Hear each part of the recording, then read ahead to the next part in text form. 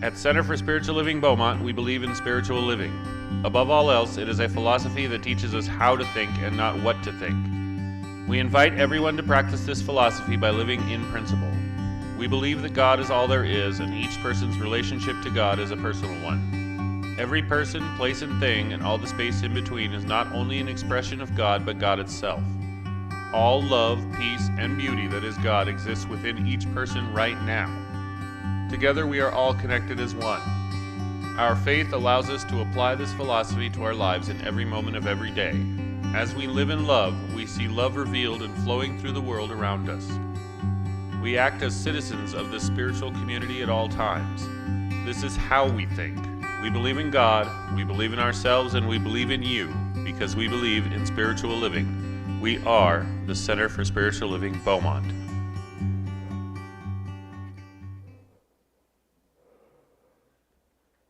And as we intake this moment we call now. Every moment is now. God is eternal time. We humans say before, during, and after. So right now, I want you to take a really big breath in from your diaphragm and just hold it precious and dear because it is. And then release into the oneness that is this moment. Where I personally have this, I get to be here today feeling. I get to be with all of you, we in our unity consciousness, who are like-minded, receptive, open, ready to appreciate, ready to hear, ready to evaluate the greatest good that we are in the process of discovering as a spiritual leader for our beautiful center here in Beaumont, California.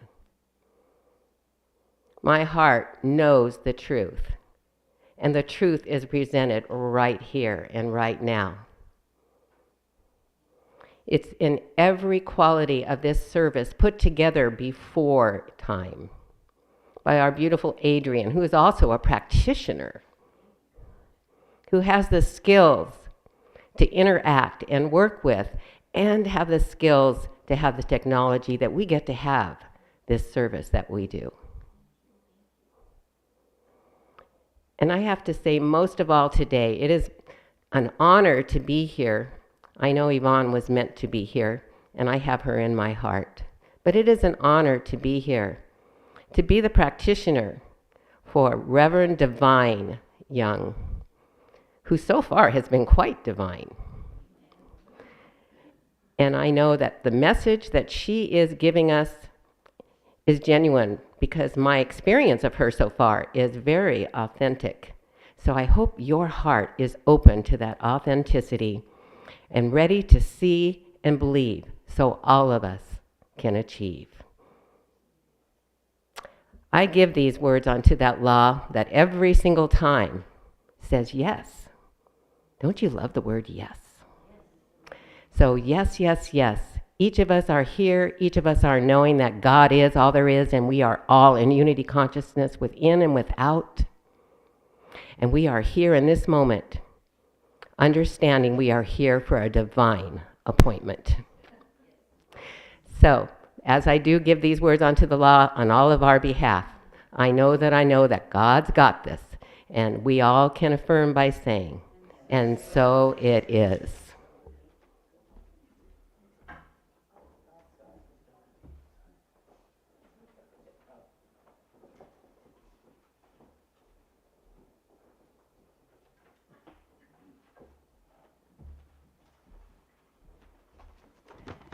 Good morning, CSL Beaumont. Good morning. Wonderful. As Corliss shared, and Yvonne, our board president, is unable to be with us this morning in person, so we're sort of filling in for her. This morning, I would like to introduce to you Reverend Devine Young, our speaker for this morning and our workshop facilitator for this afternoon. I want to share a little bit about her. She is candidating for the senior minister position here at CSLB. Reverend Devine is an ordained CSL minister who is looking to take the next big step in her ministry. She's also a chaplain and believes that pastoral care is always a part of all spiritual communities. Reverend Devine was born and raised in the San Francisco Bay Area and has had the wonderful opportunity to interact with different cultures as well as diversity with people of the LGBTQIA community and people of all age groups. She believes this has allowed her to be well-rounded in a time where inclusivity and diversity are very important, now more than ever. Reverend Devine's mother introduced her to religious science almost 40 years ago. She became a licensed practitioner 17 years ago, and then followed her calling into the ministry. She was licensed as a minister in 2014 and ordained in 2019. She serves on the Ministers' Council and offers her commitment to inclusivity, great listening skills, and heart-centered presence. One of her greatest passions is to support everyone who is called to be a minister in this teaching. And in her role as a Ministers' Council member, this was evident, because during the pandemic, she enjoyed virtual paneling for new ministers, those for ordination and those affiliating with CSL. She has been a staff minister at CSL Communities and co-minister with her wife at Unity of Fort Collins, Colorado. During her 2 years at Unity, Reverend Devine remained actively involved with her former CSL community, the Center of Spiritual Awareness in West Sacramento. While there, she taught a number of and a variety of classes online. As she prayed for direction for herself in ministry, it became clear to her that she wanted to move forward with her own CSL pulpit instead of a co-ministry in Unity. Reverend Devine is grounded in CSL teaching, and this is where she feels most at home. As she moves forward in ministry, it is clear to her that she is meant to work as a senior minister in a CSL community. It was during her attendance at the CSL annual conference this year that she picked up a flyer and thus became aware of the pulpit opening here at CSL Beaumont. Reverend Devine's resume further reveals a background in medical, sales, business, and financial. She has served on boards and understands the overall operational aspects of how centers work. Reverend Devine is deeply passionate about social activism and outreach projects in the community, as well as her involvement with the interfaith communities. She states that if we are indeed a world that works for everyone, then coming together makes that a living value. So CSLB family, please join me in welcoming Reverend Devine Young. Thank you. Thank you so much, Dorothy. Thank you. Good morning, and I'm going to take a moment to just remind myself that it is free. I am free to turn it around. So as I spread my sheets out to get myself centered here, pardon me. You know, I've spent some time with the search team and the board, and we've had quite an interesting conversation on many layers. And after the first one, I kind of felt giddy, like I already knew everybody.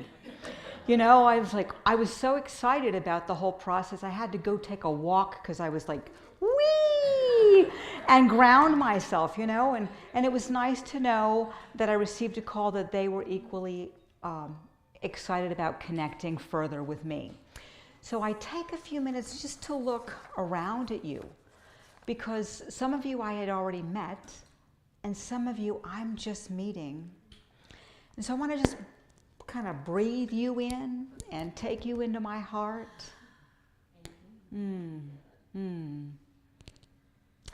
Because I think that's the most important thing, is connection.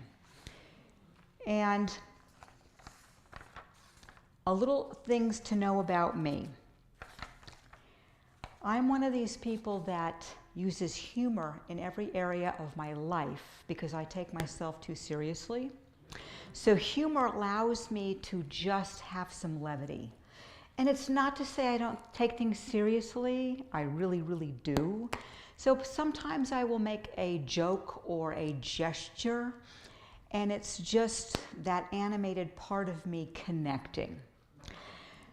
Now, we have an annual theme, Living Everyday Wonder. And then we have a monthly theme, and this month it's emotions. And then we have a weekly theme. And this week we're talking about anger. Isn't that fun? Aren't you excited about being able to talk about anger? Because there's nothing in your life that you have to be angry about, right? Nothing. Between perhaps anything you might see in the news, whether it's local or global, or you don't even listen to the news, but it seeps in anyway. And you find yourself getting angry for no reason at all, and you find yourself stuffing that anger and frustration in, and then one day it just kind of goes everywhere. So we're going to take a minute and look anger in the eye. Okay, and for those of you on Zoom, I am making a snarky face, looking anger in the eye. Okay? And I say that because anger is like a hurricane. You know, we know when a hurricane is in its spiral, in the very center of that storm, somewhere there's calmness. Because we know that the nature of a hurricane is to spin and spin and spin and do destruction all over the place. But then it dissipates out into the ocean and it's calm again. So it's calm again, and we know that right in that center there is that calmness, but then we're still left with all of the destruction that it created. And that's what anger is like to me. You ever realize that emotions we're taught as children? We're modeled different emotions. And in families that don't demonstrate emotions, children then learn emotions from different environments like school and their friends and other households.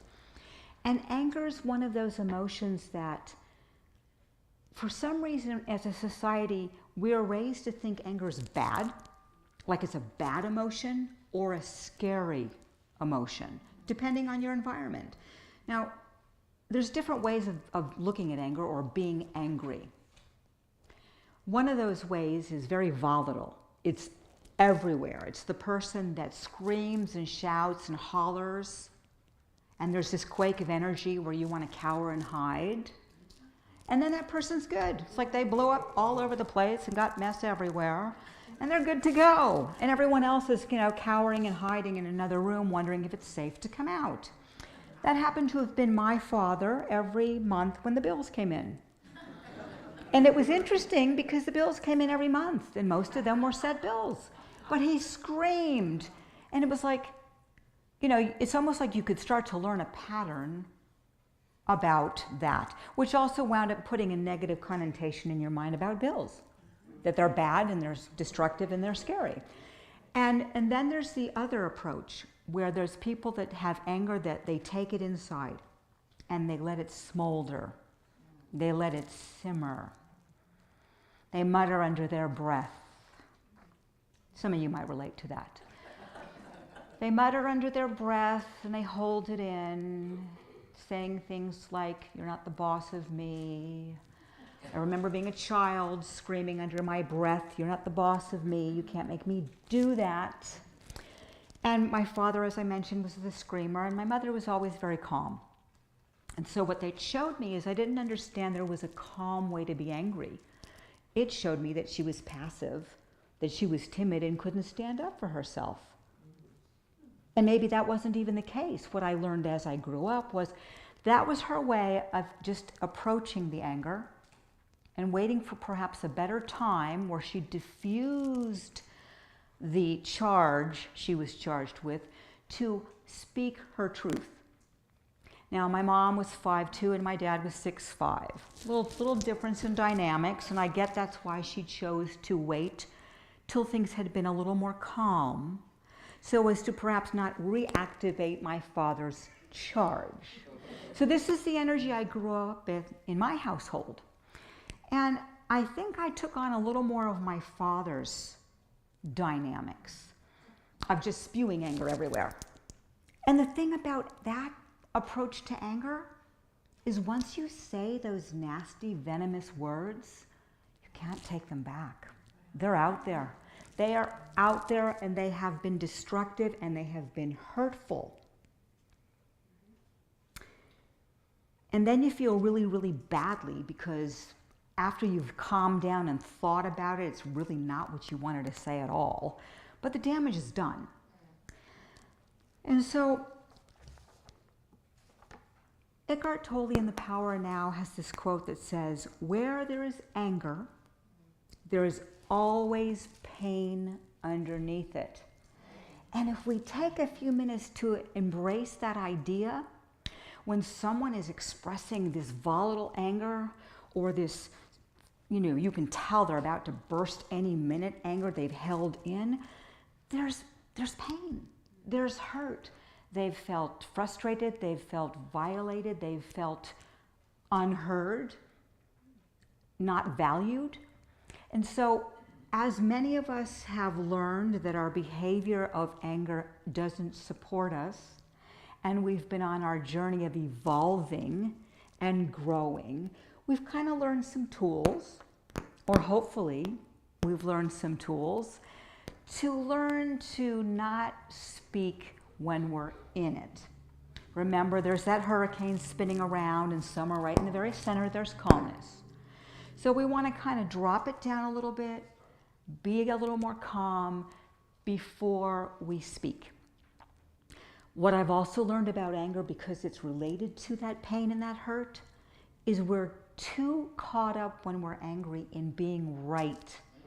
Okay, we're being right in our point of view, so we cannot hear anything else that wants to be said. There might be this logical solution being proposed to a situation that's caused our anger. We can't hear it. We don't want to hear it because we're too much in our spinning. It's kind of like that cartoon of the Tasmanian devil. It's like just mess. And so when I was in ministerial school, I was required to take a class that was dealing with conflict resolution, because most of us avoid conflict to any price. We don't like confrontation. We'd rather run from it and just make do with whatever is, or we run from it, make do, and then get, I want to use a different word, so I'll go back to angry. We get angry because we didn't speak up about something we felt strongly about, and so then we're activated. And it's important to remember that activation was triggered again by something.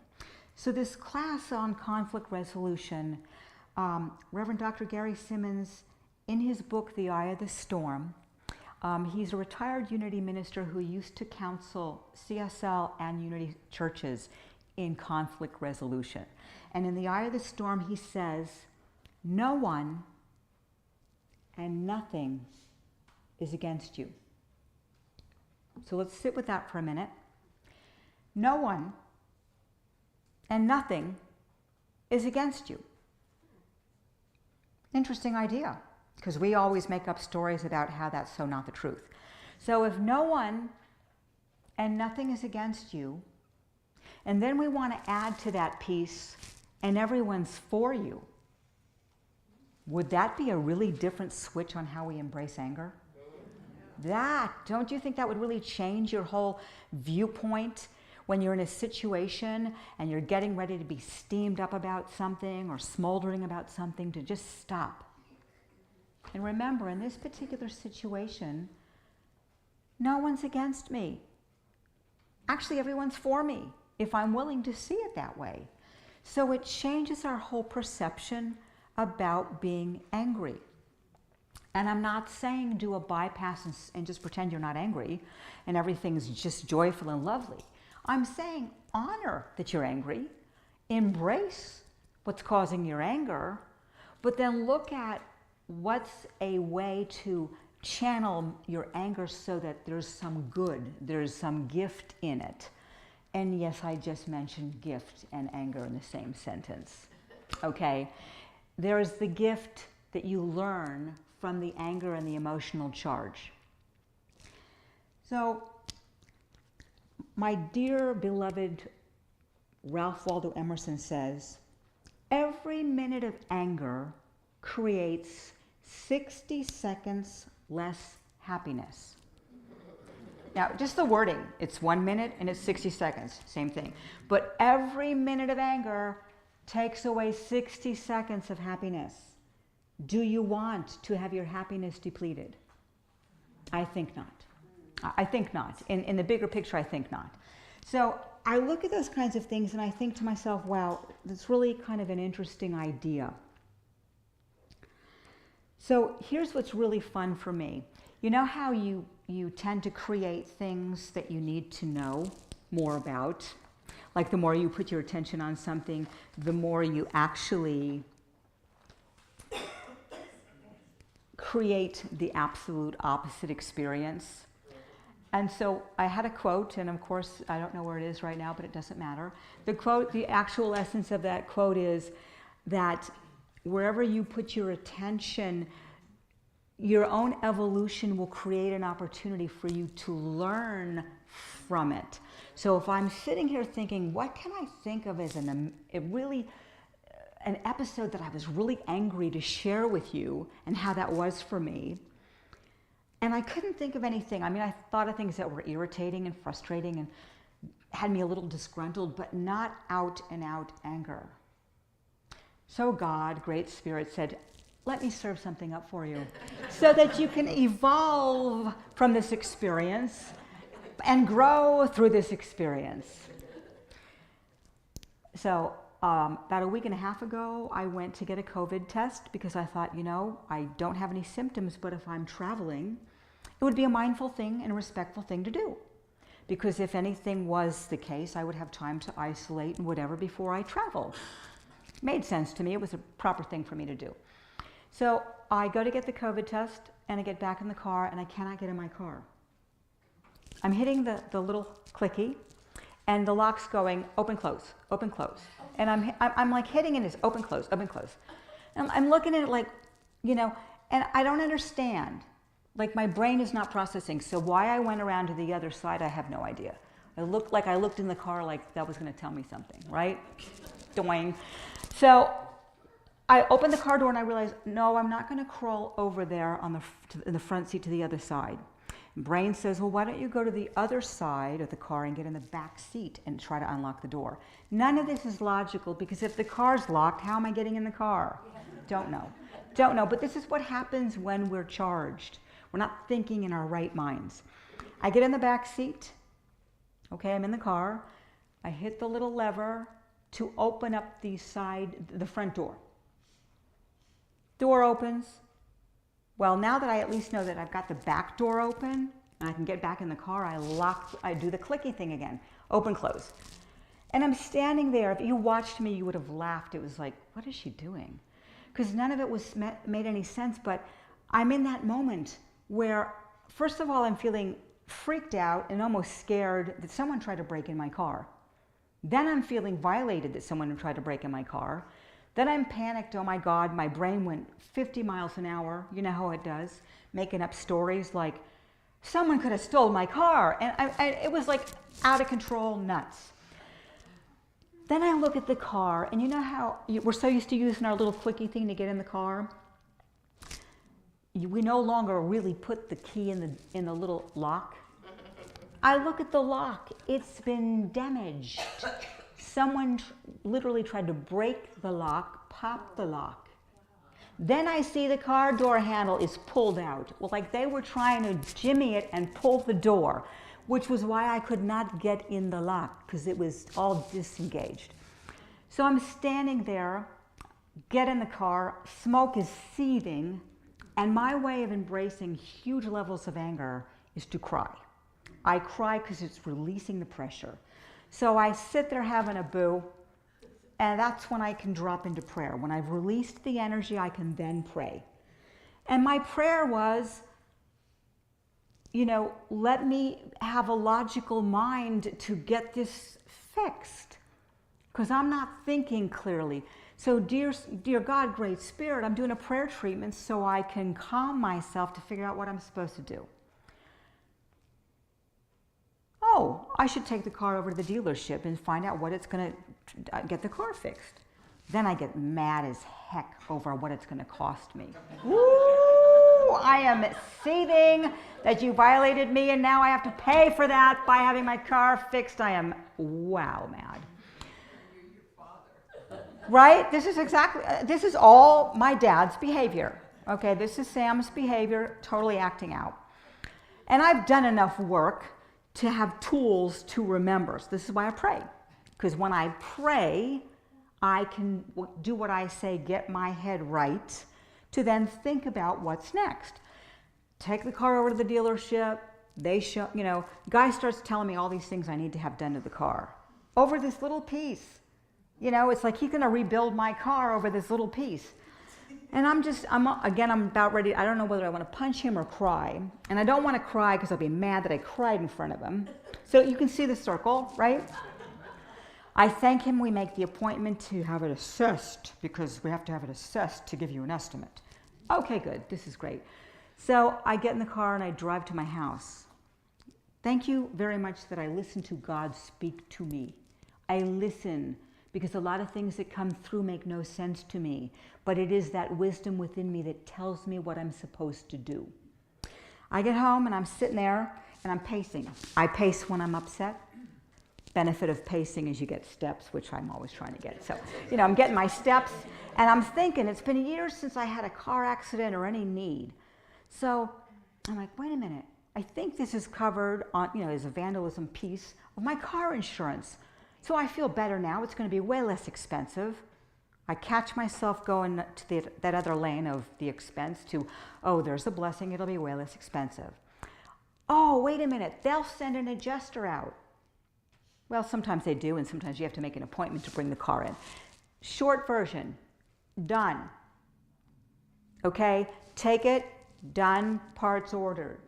Now, we know right now in this time of peace and tranquility that we're in, that there is what is an experience of shortages of things being manufactured. Another reason to charge myself up and get a little excited and angry, but okay, let's just drop it down into calmness again. And I say to myself, when, they're saying, usually it's a few weeks, it's probably going to be longer because of, and I'm just like, don't want to hear any of that. And then they said, we'll call you and we'll do our very, very best to get it done the same day. All right. And I'm now happy and I'm feeling more calm and look, it's great, it's better. And you know how we buy into race consciousness of the languaging and the chatter that we hear around us? Oh, it's going to take a long time for them to get the parts, right? And then the other chatter goes, oh, criminy, maybe they'll try to break into my car again. And the spin starts again. Okay, because this is how we're wired. And I had to just laugh at myself, stop myself and say, you know what? No, I'm not having any of that. What I'm knowing for myself is that I'm trusting and knowing that in a very short, timely process, that part's going to arrive, it's going to get done, and they're going to say, oh my God, it came in so much faster than we thought. And I'm going to smile and say, of course it did. Okay? So again, our thoughts. How do we want to hone in and channel our thoughts? So that's one aspect that I wanted to share with you about anger and how we can be. But we do have tools. We have tools, we have a spiritual tool belt, and one of those tools is prayer. Some of us remember in stressful situations to pray. Another one is, I like to call it a morning grounding. It's what I like to do when I first get up before I get out of bed. What do I want to create in my day? And I name godlike qualities I want to create in my day.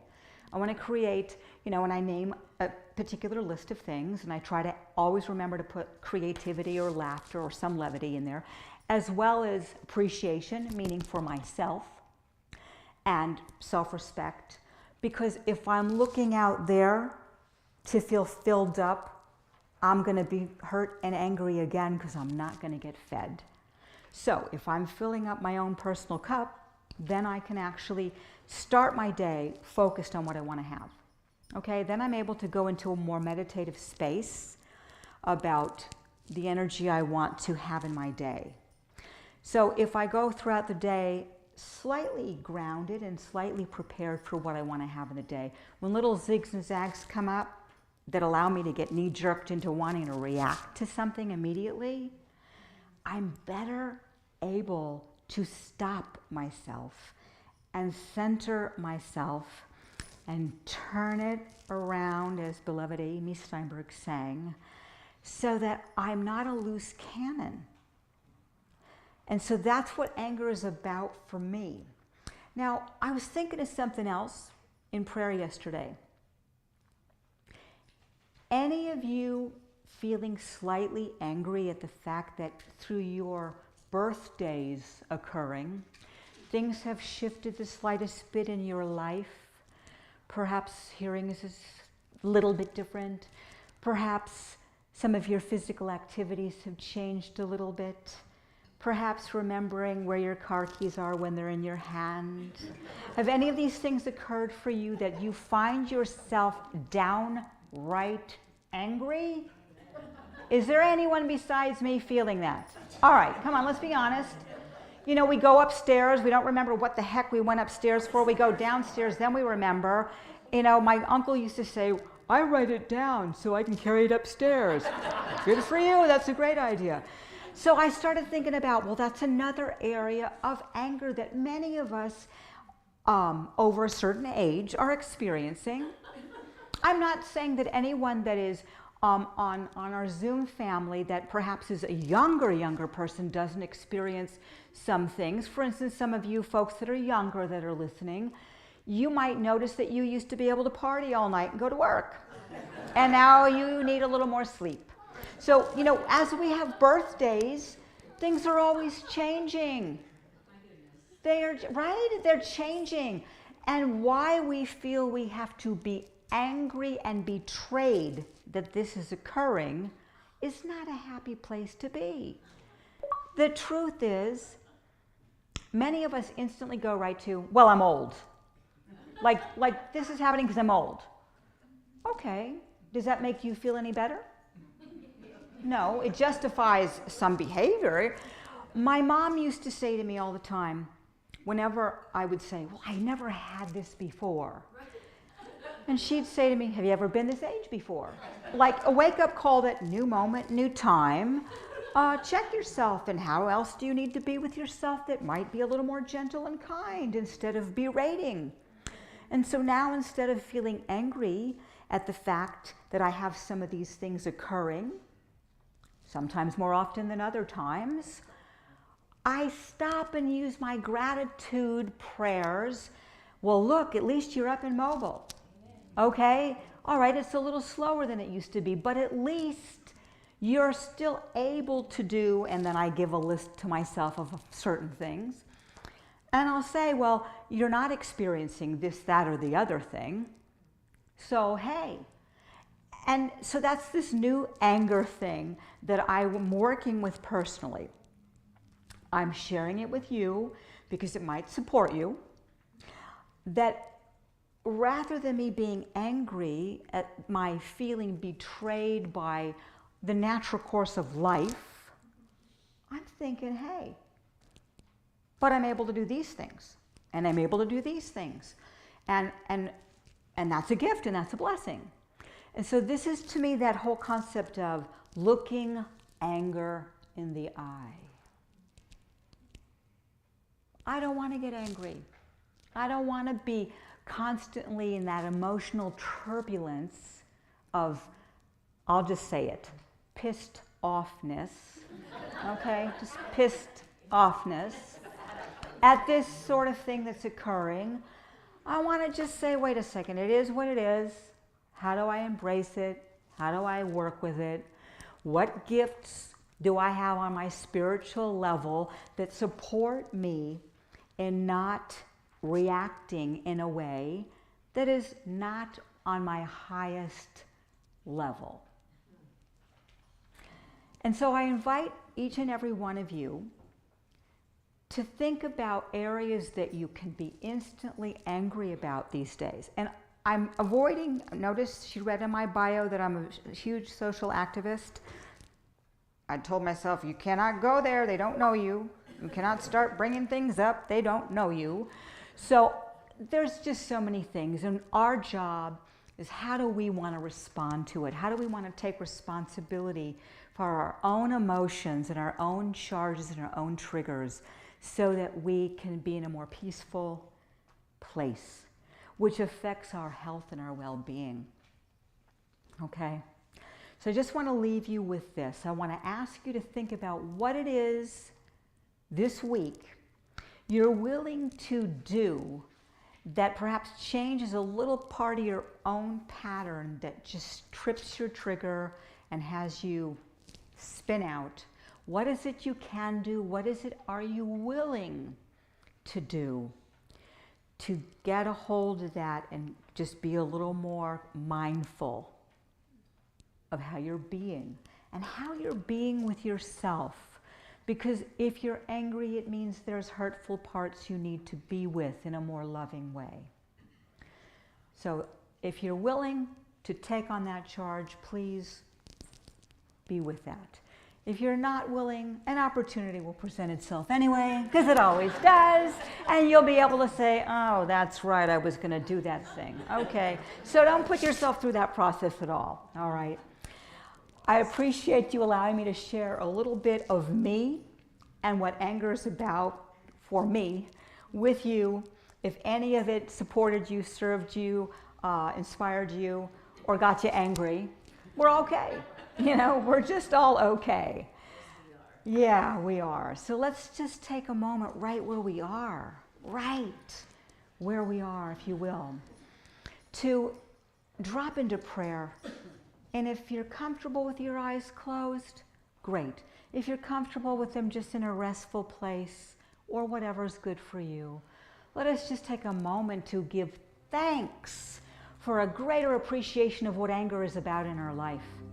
Let us take a moment to go inward and to give thanks right here and now in remembering there is only one power, one presence, one source. I choose to call that God, Great Spirit, Source Energy, Universal Love.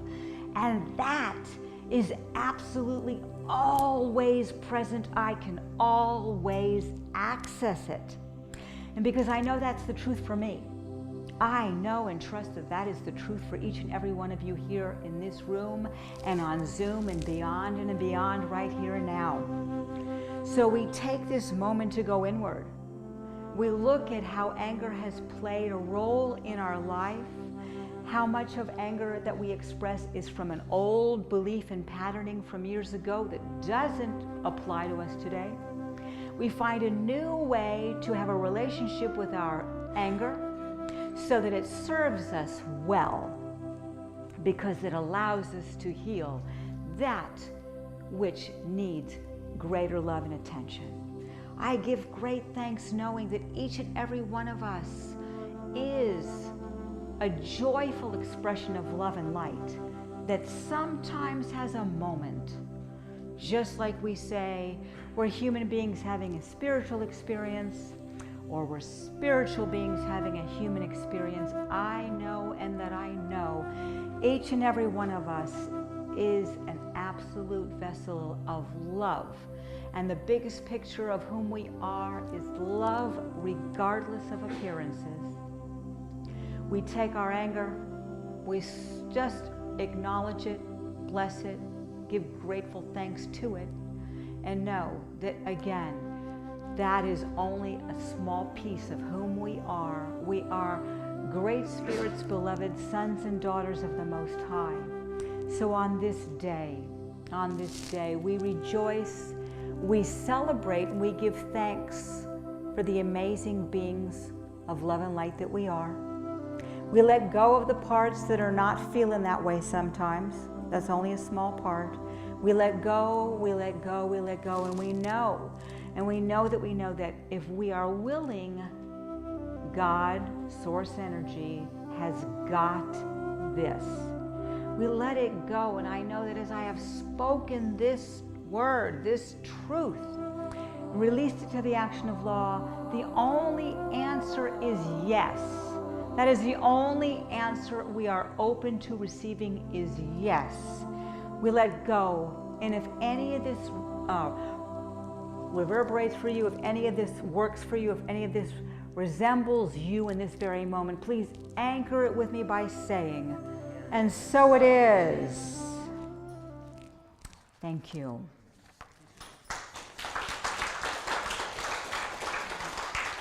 Thank you. Is it our wonderful time for benediction? Yes? No? Maybe so? Oh my gosh, heck no. I promised myself I wouldn't have potty mouth while I was here.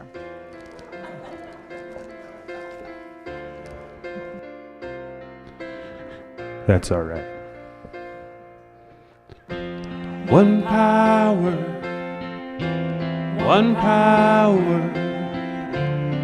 We're going to bring it all back. There's one power invisible, and you see it everywhere and every day. Turn that music up, please. One power indescribable, and you speak of it with every word you say. Mysterious until you know the truth. As simple as a love inside of you. Call it God, call it Spirit, call it Jesus, call it Lord, call it Buddha, Baula, angel's wings or heaven's door. But whatever name you give it, it's all one. A power, can't you see? It's the power of the love in you and me. One power, one power.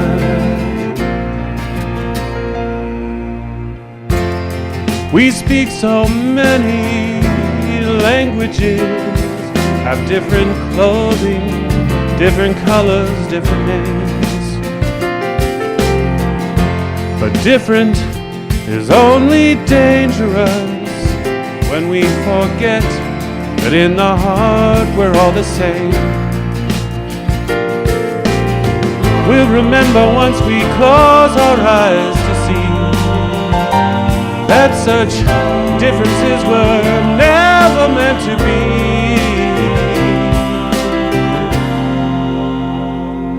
Call it God, call it Jesus, call it Jesus, call it Lord, call it Buddha, Bahula, Hashem, or heaven's door. It's Muhammad, it's your mind, it's your soul, it's your sign, it's the universe, it's music, Mother Earth, or Father Time. But whatever name you give it, it's one power, can't you see? Whatever name you give it, it's the very air we breathe. It's the power of love in you and me. One power, one power.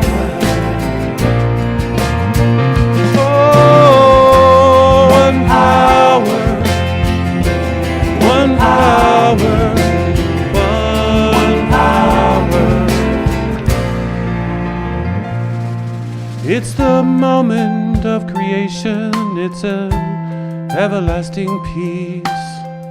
the freedom of forgiveness. It's the sweetness of release. It's the joy of inspiration.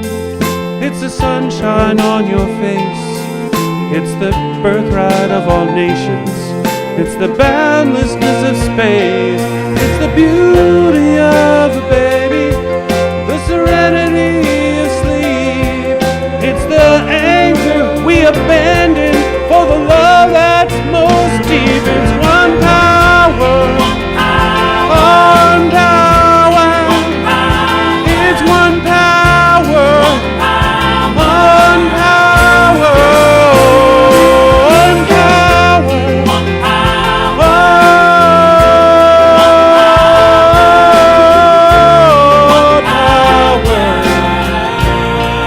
Oh, it's the power of the love that lives forever in you and me.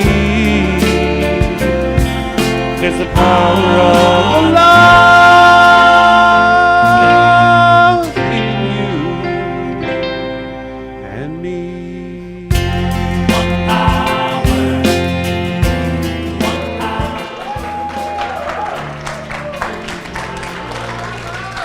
That was honor on you, Reverend Devine. Thank you.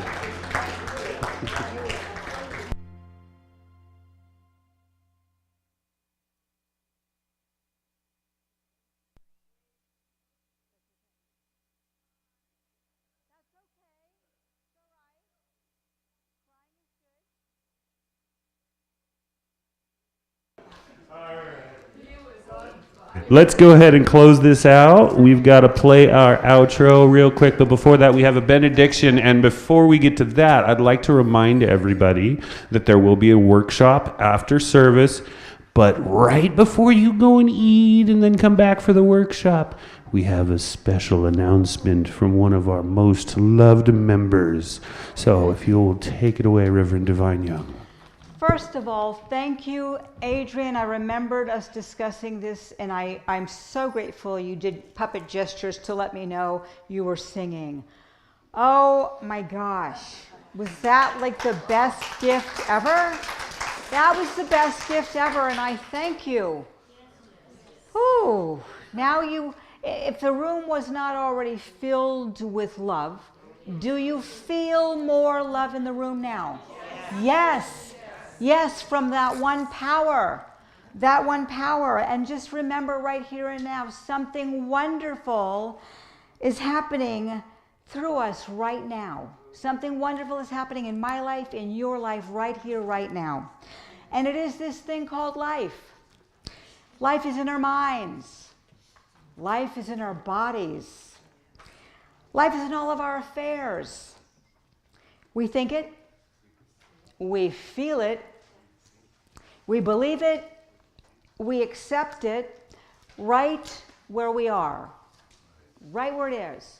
We accept it right in its perfect perfection and right in the sense of not being that. Right where we are, we believe it. And so I wish each and every one of you an amazing day, that you remember that who you are is a joyful noise. So use that joyful noise and spread it all around. Yay. All right.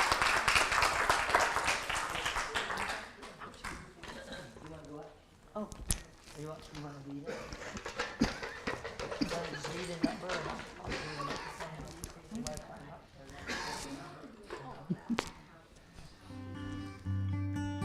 Thank you for joining us for our Sunday service. Please remember to like, comment, and share this video on Facebook, YouTube, and any other social media you are a member of. To donate to CSL Beaumont, you can text GIVE to 951-420-6909, or you can visit our website at cslbeaumont.org and click the donate button at the top or bottom of the page. You can also mail your donation to CSL Beaumont, 802 Maple Avenue, Beaumont, California, 92223. Have a blessed day, and namaste.